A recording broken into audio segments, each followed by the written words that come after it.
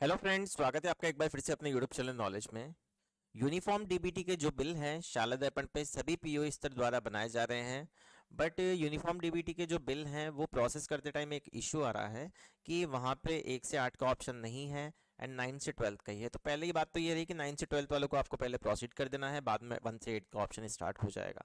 And second main बात ये है कि कुछ बच्चों के जनाधार ऑथेंटिकेट हैं बट फिर भी वो ड्राफ्ट सेंशन में पीओ के पास शो नहीं हो रहे हैं। तो ये मेन प्रॉब्लम है। ये प्रॉब्लम किस वजह से आ रही है आज ये बात करेंगे हम इस बारे में। सबसे पहले आपको यहाँ पे शाला दर्पण पोर्टल पे लॉगिन कर लेना है, स्कीम वाले टैब में जाना है। यहाँ पे यूनिफॉर्म डीबीटी का आपको ऑप्शन मिल जाएगा, इस पर क्लिक कीजिए या लास्ट वाले ऑप्शन पे क्लिक कीजिए तो इस तरह का इंटरफेस आपके सामने ओपन हो जाएगा। यहाँ पे एज ए स्कूल भी आ जाएगा, एज ए नोडल भी आ जाएगा। तो हम पहले बात करेंगे स्टूडेंट यूनिफॉर्म डीबीटी सिस्टम पे जाएं, एज ए स्कूल हम जाएंगे। यहाँ पे स्कूल पे जाने के बाद आपको यहाँ पे ना तो ड्राफ्ट का ऑप्शन मिलता है ना लॉक का मिलता है, बिकॉज ये ऑप्शन आपको नोडल पे ही अवेलेबल है। तो यहाँ पे हम यूनिफॉर्म स्टेटस पे चेक करेंगे। पहले सबसे पहले यहाँ पे क्लास डेटा वाइज पे क्लिक करेंगे। उसके बाद हमारे पास क्लास सेक्शन सब ओपन हो जाएंगे। टोटल स्टूडेंट्स हैं हमारे पास, किस क्लास में कितने एनरोल्ड हैं, कितने को जनाधार ऑथेंटिकेट हुए हैं ये भी हमें देखना है, और पीओ यूसीओ को कितनों को फॉरवर्ड कर दिया गया है बैंक वेरीफाइड। तो यहाँ पे हम कोई सी भी स्कूल ले लेते हैं, क्लास ले लेते हैं सॉरी। तो यहाँ पे हम पहले टोटल स्टूडेंट देखेंगे। यहाँ पे 12 हैं 10 क्लास में। कितनों का जनाधार ऑथेंटिकेट है? केवल 2 बच्चों का। तो इसका मतलब ये हुआ कि सिर्फ 2 बच्चे ही पीओ को फॉरवर्ड होंगे। जिन बच्चों का जनाधार ऑथेंटिकेट है वो तो 100% वहाँ पे पीओ को फॉरवर्ड होंगे। बट मेन दिक्कत ये आ रही है कि जिन बच्चों के जनाधार ऑथेंटिकेट नहीं है उन्हें आपको ऑथेंटिकेट करना होगा, उसके बाद ही वो पीओ को फॉरवर्ड होंगे, ऑटो फॉरवर्ड हो जाएंगे वो। यहाँ पे हम बात करेंगे कि जनाधार जिन बच्चों के ऑथेंटिकेट है बट फिर भी वो वहाँ पे पीओ को फॉरवर्ड नहीं हो रहे हैं, तो एक बार हम इस क्लास 10th वाले ऑप्शन पे क्लिक करेंगे। यहाँ पे हम स्क्रॉल करेंगे तो 2 बच्चे देखेंगे। तो यहाँ पे हमें यहाँ पे फॉरवर्डेड में 2 बच्चे दिखाई दे रहे हैं। तो यहाँ पे आप देखेंगे, यहाँ तो स्कूल में तो 2 बच्चे दिख रहे हैं बट जो वहाँ पीओ के वहाँ नोडल हैं वहाँ पे वो बच्चे शो नहीं हो रहे हैं। तो इसका रीज़न क्या है उसके बारे में बात करेंगे। इसका रीज़न ये है कि या तो आपके जनाधार में जो अकाउंट नंबर मेंशन है वो सही नहीं है बच्चे का, इस वजह से वो वहाँ फॉरवर्ड नहीं हो रहा है।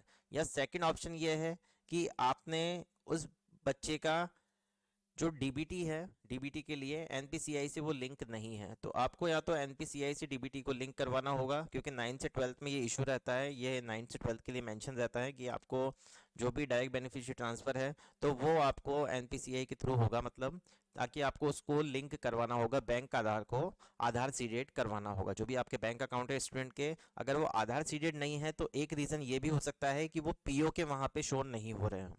तो इसका सिंपल सा काम ये है, मान लीजिए कुछ ऐसे स्टूडेंट है तो आप एक काम ये कर सकते हैं। सबसे पहले यहाँ पे आपको गूगल पे जाना है, एनपीसीआई टाइप करना है and national payments corporation of India पे क्लिक करना है। यहाँ एक ऑप्शन मिलेगा आपको नीचे कंज्यूमर का, इस पर आपको क्लिक करना है। कंज्यूमर पे आप जैसे ही क्लिक करेंगे आपको भारत आधार सीडिंग इनेबलर का ऑप्शन मिलेगा, इस पर आपको क्लिक करना है।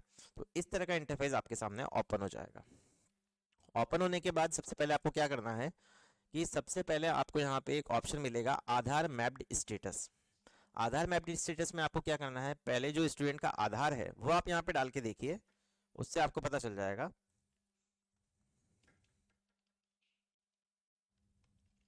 यहाँ आप आधार नंबर डालिए, उसके बाद यहाँ पे कैप्चा कोड फिल कीजिए, उसके बाद चेक स्टेटस पे क्लिक कीजिए। अगर बच्चे का यहाँ पे आधार जनरेटेड है तो वो आपको, मतलब सॉरी, यहाँ पे जो बच्चे का आधार सीडेड है तो वो आपको यहाँ पे शो हो जाएगा। आपको सिर्फ ओटीपी मेंशन करना होगा, जो भी रजिस्टर्ड मोबाइल नंबर है बच्चे का। उसके बाद आपको यहाँ पे कंफर्म बटन पे क्लिक करना है। तो अब आप देखेंगे यहाँ पे अगर वो आधार सीडेड है तो आपको यहाँ पे वहाँ पे ऑप्शन मिल जाएगा इनेबल्ड फॉर डीबीटी। इसका मतलब है कि ये बच्चा यहाँ पे मैपिंग है, मैप्ड है। मैंडेट फ्लैग वाइब हो रहा है तो इसका मतलब है ये बच्चा आधार सीडेड है। तो ये बच्चा अगर आधार सीडेड है तो फिर इसका जो एनपीसीआई से लिंक है, अगर यहाँ पे एन आ रहा है तो फिर इसको आपको आधार सीडेड यहाँ पे करना होगा, क्योंकि 9 से 12 के लिए जो भी हम स्कॉलरशिप दे रहे हैं उसके लिए पहले भी ये प्रावधान है कि यहाँ पे बच्चे का आधार जो है वो आधार सीडेड होना चाहिए बैंक अकाउंट।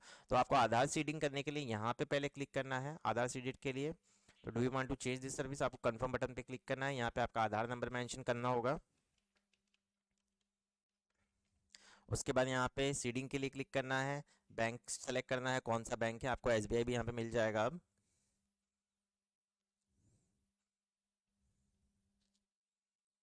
पहले यहाँ पे जो बैंक के बहुत सारे बैंक शो नहीं हो रहे थे बट उसके बाद यहाँ पे शो होने लग गए हैं। पहले एसबीआई शो नहीं हो रहा था। फ्रेश सीडिंग है तो फ्रेश करवा दीजिए। अकाउंट नंबर यहाँ मेंशन करना होगा। उसके बाद कंफर्म अकाउंट नंबर आपको यहाँ पे डालना है। उसके बाद यहाँ पे चेकबॉक्स पे क्लिक करना है, स्क्रॉल करना है, कैप्चा कोड डालना है। उसके बाद सबमिट बटन पे क्लिक करना है। एक मैसेज देगा, उसको रीड कीजिए एंड एग्री एंड कंटिन्यू पे क्लिक करें। एक ओटीपी आएगा। ओटीपी आने के बाद यहाँ पे आपको वो ओटीपी मेंशन करना है, कौन सा ओटीपी प्राप्त हुआ है आपको। जैसे आप ओटीपी यहाँ पे फिल करेंगे, आपका जो ये सबसे जो आधार सीडिंग है, इसकी प्रोसेस आपके रिलेटेड बैंक में चली जाएगी। मैंने पहले से ये बैंक में यहाँ पे आधार सीडिंग करवाई हुई है। तो ये पूरी प्रोसेस है कि मान लीजिए अगर बच्चा आपके वहाँ पे शो नहीं हो रहा है तो इसके क्या कारण हो सकते हैं, हमें क्या करना है।